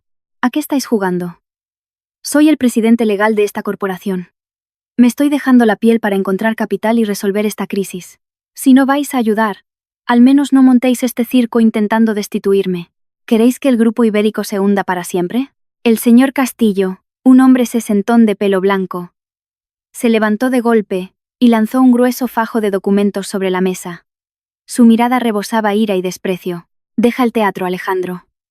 ¿Dices que intentas salvar la empresa? Entonces, ¿qué son estos contratos donde malvendes nuestros solares más caros y la mansión de La Moraleja a precios ridículos? ¿Cómo te atreves a falsificar las firmas del consejo y desviar los activos principales para llenarte tus propios bolsillos? No solo eres un inútil que ha destruido el legado de don Diego, sino que eres un estafador. Alejandro miró los papeles sobre la mesa y su rostro se tornó blanco como un folio. No entendía cómo esos documentos confidenciales, que él mismo había firmado la noche anterior en el más estricto secreto, estaban ahora sobre la mesa del consejo a primera hora de la mañana. Todo su cuerpo empezó a temblar. El sudor frío le empapó la espalda. Los demás accionistas de la sala empezaron a murmurar. Todos los dedos lo señalaban con rabia. No, no es así. Dejadme que os lo explique. Es un malentendido. Vendí los solares para conseguir efectivo y salvar la empresa. Si no lo hacía, el banco nos hubiera embargado a todos. Lo hice por el bien común. ¿El bien común? Vendes propiedades de la empresa e ingresas el dinero en una cuenta tuya en el extranjero. ¿Y lo llamas bien común? Lo hemos investigado todo. Usaste trucos sucios para forzar a la hija de don Diego a cederte sus acciones y luego arrastraste al Grupo Ibérico al abismo. El Consejo ha votado formalmente y te destituimos inmediatamente como presidente y CEO. Enviaremos estas pruebas a la policía. Vete preparándote para pasar muchos años en la cárcel. Desgraciado. Alejandro se desplomó en la silla, con las manos en la cabeza, sin poder pronunciar una palabra. La torre de poder que había construido con engaños y traición se derrumbaba ante sus ojos. Se dio cuenta de que lo habían acorralado sin dejarle ni un rayo de esperanza. La justicia divina tarda, pero siempre llega. El ratón ya estaba en la jaula. Mirando por las cámaras desde mi base de operaciones, contemplé con frialdad el caos de la sala de reuniones. Alejandro. Esta humillación todavía no es suficiente. La destitución de los accionistas es solo el aperitivo. Mañana, en la Junta General. Justo donde planeabas declarar tu dominio absoluto, te daré el golpe final. Un golpe que no solo te arrebatará el dinero, sino que destrozará tu última onza de dignidad, para que aprendas que el precio por traicionar a la familia Navarro es tu destrucción total. La mañana de la Junta General Extraordinaria del Grupo Ibérico. El cielo de Madrid tenía una calma agobiante, idéntica a la que precede a un huracán. A pesar de haber sido destituido por el Consejo el día anterior, Alejandro se aferraba desesperadamente a los resquicios de su poder gracias a la locura de un hombre que ha perdido el juicio. Pensaba que, al tener un 60% de acciones a su nombre sobre el papel, nadie podría derrocarlo en una votación pública general. El gran salón de convenciones del Hotel Palace había sido decorado con lujos, alfombra roja y flores frescas. Decenas de periodistas de la prensa económica aguardaban en el vestíbulo, disparando flashes constantemente. Alejandro se bajó de su coche de lujo con un impecable traje blanco, intentando proyectar confianza para ocultar sus ojeras y el terror que devoraba sus entrañas. Justo detrás iba doña Beatriz, quien ayer sufría el acoso de los acreedores, pero hoy llevaba un traje sastre lleno de pedrería y un grueso collar de perlas falsas, caminando erguida como la reina madre paseando por los dominios de su hijo. La prensa se abalanzó sobre Alejandro, metiéndole micrófonos en la cara con preguntas agresivas sobre la bancarrota inminente y los rumores de su destitución. «Por favor, silencio», gritó Alejandro. «Todos esos rumores que corren por Internet son falsedades orquestadas por la competencia para hundir nuestra reputación. El Grupo Ibérico es estable. Hoy, en esta junta, anunciaré una inyección de capital gigantesca por parte de un socio extranjero. Los difamadores y los accionistas rebeldes pagarán por esto ante los tribunales. Yo, Alejandro, sigo siendo la máxima autoridad aquí». La voz de Alejandro resonó por megafonía hasta la pantalla de nuestro Maybach negro aparcado no muy lejos de allí. Desde el asiento trasero, sonreí. La sonrisa del cazador viendo cómo su presa cava su propia tumba. El coche avanzó despacio hasta la puerta principal. Al abrirse la portezuela, guardaespaldas con traje negro formaron un pasillo seguro. Me bajé. Ese día llevaba un elegante e imponente traje sastre color rojo oscuro. El color de la sangre, del renacer y de la venganza. Sin esconderme de nada, entré al salón con la cabeza alta. Mi aparición fue como lanzar un explosivo a un lago en calma. Todo el salón de actos, repleto de cientos de personas, enmudeció. Los accionistas, la prensa y los altos ejecutivos se quedaron petrificados mirándome. Habían reconocido a Valeria, la heredera del imperio, a la que daban por loca o fugada del país, reapareciendo ahora con un aura intimidante y arrolladora. Alejandro estaba en el podio, a punto de leer su discurso. Al ver que mi mirada se cruzaba con la suya, el micrófono casi se le cae de las manos. Doña Beatriz, sentada en primera fila, se sobresaltó, se puso en pie y con la cara roja de ira gritó: «¿Seguridad? ¿Seguridad? ¿Quién dejó entrar a esta cualquiera? Esta es la junta de accionistas del Grupo Ibérico. No un mercado para que venga una zorra repudiada a hacer ruido. Sáquenla de inmediato». Los de seguridad dudaron un momento antes de acercarse. Pero el abogado Mendoza iba justo detrás de mí. Alzó una gruesa carpeta sellada por el juzgado de instrucción, y su voz resonó por todo el salón. Silencio todo el mundo. Doña Valeria se presenta aquí como representante legal del Fondo Céfiro, el acreedor mayoritario que posee toda la deuda del Grupo Ibérico. Y además, porta una citación judicial urgente por un delito de alzamiento de bienes y fraude. Quien intente detenerla se enfrentará a cargos de obstrucción a la justicia. Ni siquiera miré a doña Beatriz, quien estaba lívida de espanto. Caminé recta hacia el estrado central, y me paré justo delante de Alejandro. Estábamos a menos de 1 metro de distancia. Podía oír su respiración agitada y oler el sudor frío que destilaba su cuerpo. Intentó disimularlo bajando la voz y hablándome entre dientes. «Valeria, ¿te has vuelto loca? ¿Me traes a los acreedores delante de todo el mundo para matarme? ¿Te crees que por estar bajo el ala del Fondo Céfiro puedes derrotarme? Yo sigo teniendo el 60% de las acciones. Yo soy el que manda en este grupo. Tienes unos delirios de grandeza muy profundos, presidente Alejandro. Hoy no he venido a negociar, ni a cobrar deudas. He venido a arrebatarte absolutamente todo lo que le robaste a mi familia». Le arranqué el micrófono de las manos a Alejandro y me giré hacia el público, donde decenas de cámaras me apuntaban. Mi voz sonó fuerte y clara, destrozando toda la sarta de mentiras que él había urdido durante un mes. «Señores accionistas, medios de comunicación, El hombre que ven aquí es Alejandro, quien se proclama salvador del grupo ibérico. Pero en realidad, es un estafador despiadado. Hace un mes, aprovechando que yo estaba en cama consumida por la fiebre tras el impacto de la muerte de mi padre, falsificó documentos y me obligó a firmar la cesión del 60% de mis acciones incondicionalmente. Acto seguido me tiró a la calle en medio de una tormenta.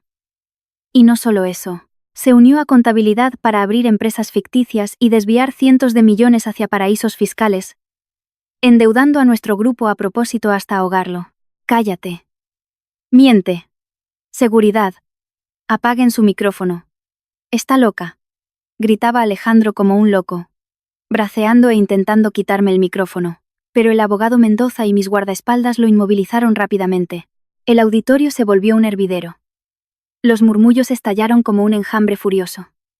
El veterano señor Castillo se puso en pie y la apoyó públicamente. La directora Valeria dice la verdad. El Consejo tiene todas las pruebas de la falsificación de Alejandro y su intento de vender los solares de oro para su beneficio personal. Exigimos de manera unánime su destitución inmediata y que sea entregado a la policía. Acorralado, los ojos de Alejandro parecían a punto de estallar, llenos de venas rojas. Se echó a reír histéricamente, la carcajada de un hombre arrinconado que ha perdido la razón. ¿Destituirme? ¿Con qué derecho? ¿Dónde están las pruebas? Todas las propiedades y acciones están a mi nombre legalmente. Digáis lo que digáis, la ley reconoce que el 60% de este imperio es mío. Y a menos que don Diego se levante de la tumba, nadie tiene derecho a echarme de aquí. En mis labios se dibujó una curva cruel.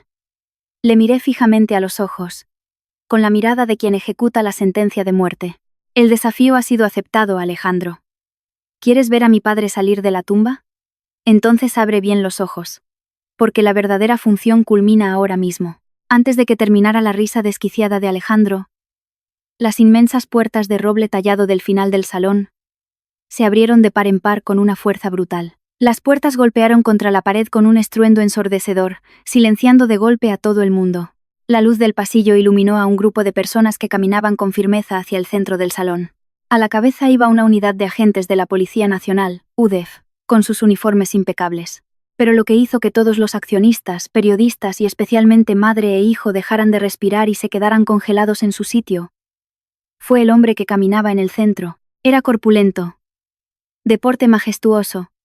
Llevaba un abrigo gris, el pelo canoso peinado hacia atrás, y sus ojos penetrantes como los de un halcón recorrían todo el auditorio. Era don Diego Navarro, el legendario presidente del Grupo Ibérico. Mi inmenso padre, el hombre que hace un mes, según la prensa, su certificado de defunción y la mente de los allí presentes, había quedado reducido a cenizas. Vaya yerno querido que tengo. Me ha parecido oírte decir mi nombre. He vuelto del mundo de los muertos para disfrutar de esta obra de teatro, en la que intentabas robarme el trono. La voz grave, potente y llena de autoridad de mi padre resonó, golpeando los tímpanos de Alejandro como un trueno en un día despejado. Todo el salón cayó bajo un hechizo de hielo. Cientos de ojos estaban abiertos sin atreverse a parpadear. Tras unos segundos de mutismo, la sorpresa explotó en la sala. Los flashes estallaron en ráfagas interminables. Mi padre subió al estrado. Yo sonreí y me aparté medio paso para cederle el escenario al verdadero rey. Alejandro retrocedió temblando. Sus piernas cedieron. Tropezó con el atril y cayó sentado en el suelo de madera. Su cara ya no estaba pálida. Era del color gris de los cadáveres. Sus labios temblaban. Se apoyó en las manos y miró horrorizado a mi padre, como si estuviera viendo a un fantasma. No. No puede ser. Tú estabas muerto. El coche explotó. Vi el cuerpo calcinado. ¿Eres humano o un fantasma? Esto es una alucinación, todo es mentira. En la primera fila, doña Beatriz sufría el mismo destino. Soltó un grito agudo, se agarró la cabeza con ambas manos y cayó rodando al suelo. El collar de perlas falsas se rompió y las bolitas se esparcieron por todo el auditorio. Mi padre bajó la vista y miró gélidamente al hombre que temblaba a sus pies, sin alzar la voz. Su serenidad generaba una presión insoportable que asfixiaba a Alejandro. Lamento haberte decepcionado al no estar muerto, Alejandro. ¿De verdad pensabas que tu cobarde truco de cortar los frenos podría engañarme? Eras demasiado inocente. El coche que ardió en el puerto de Navacerrada no era el mío. El cuerpo pertenecía a un criminal fugitivo, que yo había preparado para usar de doble. Tuve que fingir mi muerte para que te sintieras libre de revelar tu instinto de lobo, para que tú mismo expusieras todos los expedientes contables ocultos y las empresas pantalla que llevabas 2 años camuflando. Si no lo hacía, ¿cómo iba a extirpar de raíz el tumor que le habías injertado al grupo ibérico? ¿Cómo iba a enseñarle a mi hija una lección de vida o muerte sobre la maldad humana? Alejandro se arrastró por el suelo. Le abrazó las piernas a mi padre, llorando y moqueando a mares. Su sueño imperial se había esfumado. Su naturaleza cobarde y parásita afloró de nuevo. Papá, me he equivocado. El diablo me tentó. La avaricia me cegó. Por favor, perdóname por esta vez. Después de todo, soy el marido de Valeria. Soy tu yerno. Quédate con la empresa, te lo devolveré todo. Te lo suplico. No me entregues a la policía. ¿Devolverme todo? Mi padre levantó la pierna con fuerza para apartarle, y sacó del bolsillo un contrato que le tiró a la cara. ¿Te pensabas que ese 60% que le arrancaste a Valeria era un premio? Léelo bien. Antes de fingir mi muerte, hice una gran reestructuración encubierta de la empresa. Todos los activos clave, la tecnología, las propiedades rentables, las transferí legalmente al fondo Céfiro. El 60% de acciones que tú tienes no es más que un caparazón vacío, que lleva aparejado la obligación de pagar los préstamos bancarios y las multas de millones de euros por incumplimiento de contratos. ¿Querías ser presidente? ¿Querías quedarte con la fortuna? Pues ahora te has convertido en el deudor más grande de toda España. Golpe tras golpe caían sobre Alejandro. Cogió el documento y sus ojos se nublaron por la desesperación. Había asumido todas esas deudas monstruosas sin darse cuenta. La trampa era tan perfecta, tan cruel. Levantó la vista hacia mí, mirándome con odio e impotencia. Valeria, me habéis tendido una trampa. Vosotros dos os compinchasteis para engañarme. Sois unos demonios. Di un paso al frente. Me incliné, sonreí y miré fijamente a los ojos a ese hombre derrotado. Yo te engañé, Alejandro. Tú, el ratón codicioso, fuiste a por el queso, cuando te compinchaste con tu madre para echarme a la calle lloviendo a cántaros y me insultaste diciéndome por estúpida mereces morir. ¿Imaginabas este día? Traicionaste mi amor, intentaste asesinar a mi padre. Nos robaste nuestra sangre y nuestro sudor. Te he quitado todo y te he ahogado en deudas. Que te esté tratando así ya es demasiada piedad por mi parte. ¡Zas! Le di a Alejandro una bofetada tremenda que resonó por todo el salón. El golpe fue tan fuerte que le hizo sangrar por la comisura de los labios. Esta bofetada le devolvía el sufrimiento y la humillación que yo pasé aquella noche bajo la lluvia. Y servía para borrar definitivamente mi propia ingenuidad juvenil. El telón ha bajado, dijo mi padre, volviéndose hacia los inspectores de la Policía Nacional, UDF, que aguardaban. Agentes. Nuestro abogado les ha hecho entrega de todas las pruebas documentales sobre los delitos de alzamiento de bienes, blanqueo de capitales, falsedad documental y el intento de asesinato por parte de Alejandro. Hagan su trabajo, por favor. Un inspector se acercó. Sacó unas frías esposas de acero y se las abrochó en las muñecas a Alejandro. Queda usted detenido. Tiene derecho a guardar silencio. Todo lo que diga a partir de ahora podrá ser utilizado en su contra ante un tribunal. El clic metálico de las esposas sonó en el auditorio como una campana fúnebre anunciando el fin absoluto de la vida de ese hombre despreciable. Alejandro ya no se resistió. Dejó caer la cabeza. Su cuerpo temblaba, y fue arrastrado hacia la salida por los agentes de policía. Todo había terminado. La luz de la justicia y la verdad había disipado finalmente a las sombras más perversas. El terremoto en la Asamblea de Accionistas se convirtió en el escándalo corporativo más famoso de la historia de Madrid. En las semanas posteriores, las autoridades ampliaron la investigación y desmantelaron toda la red delictiva que había montado Alejandro. Sus cómplices, empezando por su jefe de contabilidad, fueron cayendo uno a uno. En cuanto a doña Beatriz, aquella mujer que se creía la reina del mundo, tuvo que probar el sabor amargo de su propia codicia. Se ejecutó el embargo y el banco cerró la mansión de La Moraleja, aquella misma casa de donde ella me había echado. Fui allí en persona el día del desahucio. El sol castigaba con fuerza ese día.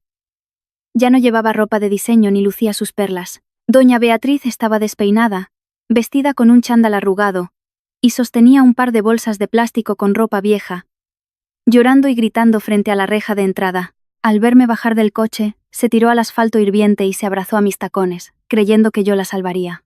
Valeria. Hija mía. Te lo ruego. Perdóname. Dile a la policía que suelte a mi hijo. Es inocente. A él le comieron la cabeza. Ten piedad de una pobre anciana. Dame aunque sea un techo donde dormir. No tengo dinero, no tengo casa. ¿Cómo voy a vivir? Te lo pido de rodillas. Perdóname. Miré a la mujer que lloraba desconsolada a mis pies, y no sentí en mi interior ni la más mínima lástima, solo un desprecio helado. El dolor de los malvados cuando se ven acorralados no merece perdón. Levántese, y no me manche los zapatos. Cuando usted me tiraba del pelo, me daba golpes y me echaba a la calle bajo la lluvia. ¿Pensó alguna vez que este día llegaría? Cuando usted derrochaba el sudor de mi familia para comprarse joyas. ¿Le importó el sufrimiento ajeno? La justicia castigará a su hijo por los delitos que ha cometido. Y yo no voy a entrometerme. Pruebe por fin el sabor de no tener hogar, de recoger moneditas de la calle. Es el karma que ahora tiene que arrastrar. Retiré el pie con firmeza y di media vuelta para entrar al coche. Por el espejo retrovisor vi cómo se desplomaba en el asfalto. Sus gritos de desesperación fueron silenciados por los claxones furiosos del tráfico de Madrid. 6 meses después, tuvo lugar el juicio contra Alejandro. En el banquillo de los acusados, estaba esquelético, con el pelo al ras y la mirada totalmente vacía y consumida. Las pruebas presentadas por el Fondo Céfiro y mi padre eran tan rotundas que la defensa legal no encontró ningún hueco para intentar salvarle. El tribunal condenó a Alejandro a casi 30 años de prisión por los delitos reiterados de estafa, falsedad documental, blanqueo de capitales y asesinato en grado de tentativa. Cuando el juez golpeó el mazo dictando sentencia, Alejandro cayó de rodillas agarrándose al banquillo de los acusados. Su ensoñación de grandeza había terminado recluida entre 4 paredes frías de una celda, sin esperanza de volver a ver la luz del sol en mucho tiempo.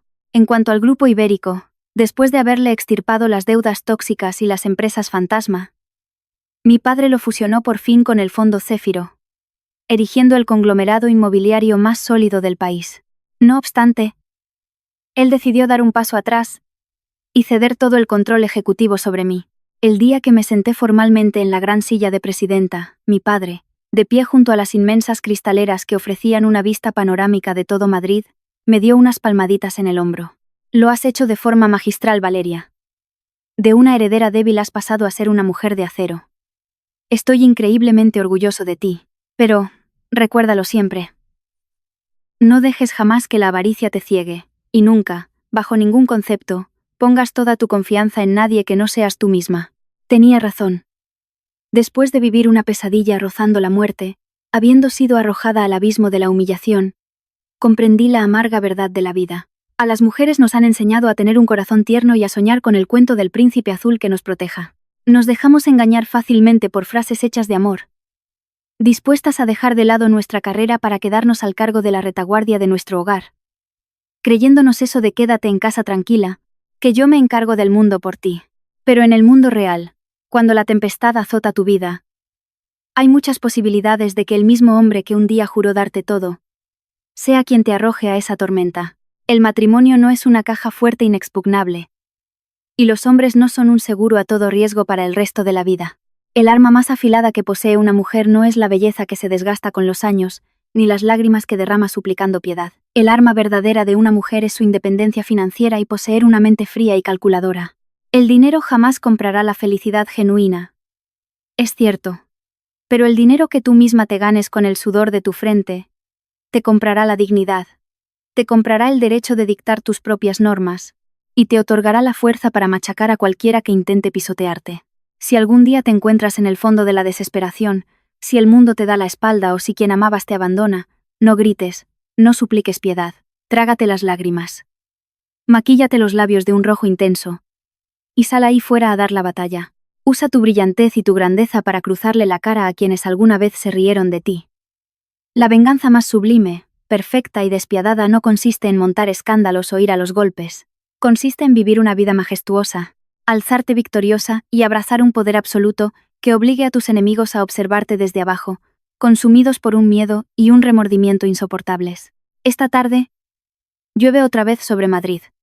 Un chaparrón repentino, que lava el polvo y el calor sofocante de esta inmensa ciudad, apoyada en las cristaleras de la última planta de la Torre Navarro, con una taza de té rojo caliente entre las manos que todavía suelta una fina capa de humo blanco. Mi mirada se pierde sobre la Gran Vía y el río de coches que circulan bajo la lluvia. Todas las tormentas, todas las guerras crueles, y todos los gritos desesperados del ayer han quedado atrás. Ahora se ocultan tras las puertas intangibles del tiempo. El criminal se pudre entre rejas, y los codiciosos están saboreando las migajas de lo que un día creyeron conquistar. Todo ha vuelto a su orden natural. Sin embargo, en el rincón más hondo de mi ser, no encuentro euforia, ni ese afán maníaco del vencedor que aplasta a su oponente. Solamente encuentro silencio, un alivio inmenso y una paz serena. Suelen decir que el peor daño es el acto de la venganza misma. Pero, después de cruzar la frontera entre la vida y la traición, aprendí que el mayor acto de grandeza que puede existir es saber cuándo soltar lastre. No es que lo haya soltado todo por ser magnánima y perdonar la vida a aquellos que me tiraron de una patada al frío bajo aquella lluvia en La Moraleja. Esa maldad nunca se borra. Es una cicatriz eterna. Suelto mi rabia porque quiero liberar mi propio corazón. Quiero limpiar mi suelo interior de los restos de un amor envenenado para poder plantar semillas de una nueva paz. El pasado fue un sable de acero cortando mi ingenuidad. Hoy, solo es el trofeo que demuestra que un día me quebraron entera, y aún así logré recomponerme, renaciendo radiante de las cenizas, de esta historia escrita con lágrimas y sangre. Quiero enviarles un mensaje a todos los que escuchan, y a las mujeres que navegan con rumbo perdido. Las mujeres hemos nacido con un instinto protector y una dulzura vulnerable que nos hace anhelar unos hombros fuertes en los que apoyarnos. Por amor, nos hemos creído 1000 veces esas palabras bonitas que prometen amor eterno, apartando nuestras ilusiones para servir de pedestal a la otra persona. Por favor, no apostéis el valor total de vuestra vida, ni la seguridad de vuestros días en las manos de un hombre, o de cualquier persona que no seáis vosotras mismas. El matrimonio, por muy bonito que se pinte, es como subir a un tren a lo largo del viaje de la vida. La gente saca billete y sube contigo, y os besáis en los andenes llenos de sol. Pero también son capaces de romper ese billete y bajar a mitad de camino, de forma repentina y cruel, dejándote sola. Si se bajan, y con ellos se llevan el mapa y el volante, tu tren chocará contra las rocas, y se despeñará sin piedad al vacío de la tristeza. No confiéis jamás ciegamente en esa típica promesa. No trabajes. Quédate en casa. Yo cuido de todo. Las películas mienten. La vida no es color de rosa. Cuando llegue el vendaval y el dinero empiece a emborronar la cordura, aquel que os acurrucaba diciendo esas palabras hermosas, puede que sea el que levante la tormenta para hacer pedazos vuestra vida. Vuestra mejor coraza no será el carmín en los labios, ni las lágrimas en los ojos que busquen un mendrugo de amor masculino. Será vuestra inteligencia, vuestra propia cartera, y la rigidez de vuestra columna vertebral. El dinero no compra un corazón puro que te ame, pero el dinero limpio, ganado con tu frente y tus ideas, pagará por tu libertad y pondrá un precio inalcanzable a tu orgullo. Cuando tengas independencia financiera y seas dueña absoluta de ti misma, y un cobarde te clave un cuchillo a traición en la espalda, podrás ir tú misma al mejor hospital privado, curarte tus propias heridas, comprar el pintalabios más caro y avanzar mirando de frente y con la cabeza bien alta, en lugar de arrodillarte llorando. Si tú misma eres la dueña de la partida, ningún suegro, ningún hombre rico ni ninguna mente retorcida va a poder chantajearte nunca con su dinero. Y no hace falta que nos transformemos en máquinas insensibles. Tened siempre listas unas fuertes piezas de armadura de acero forjado encima del tejido tierno, que conforma vuestra bondad femenina. Amad a todos los que tengáis cerca, fiaros de las cosas buenas de la vida, pero tened una buena salida de escape a mano, tened poderío propio. Si un buen día la persona que amáis revela ser el lobo feroz de esta historia y os tira a la cuneta, vosotras podréis sacaros solas del fango, sonreír y deciros en voz alta: sin ti también puedo respirar. E incluso lo haré 1000 veces mejor. Si alguno de vosotros está atravesando uno de estos calvarios, si vuestros cimientos se han derrumbado hoy, no tiréis la toalla maldiciendo la suerte. Es de humanos caer y permitirse estar mal. Si queréis, podéis llorar hasta quedar exhaustos. Que caigan lágrimas del tamaño de un puño hasta que os quedéis dormidos. Dejad que la lágrima barra vuestro dolor y arrepentimiento. Pero mañana, cuando despunte el primer rayo de sol sobre Madrid, sécate esos ojos.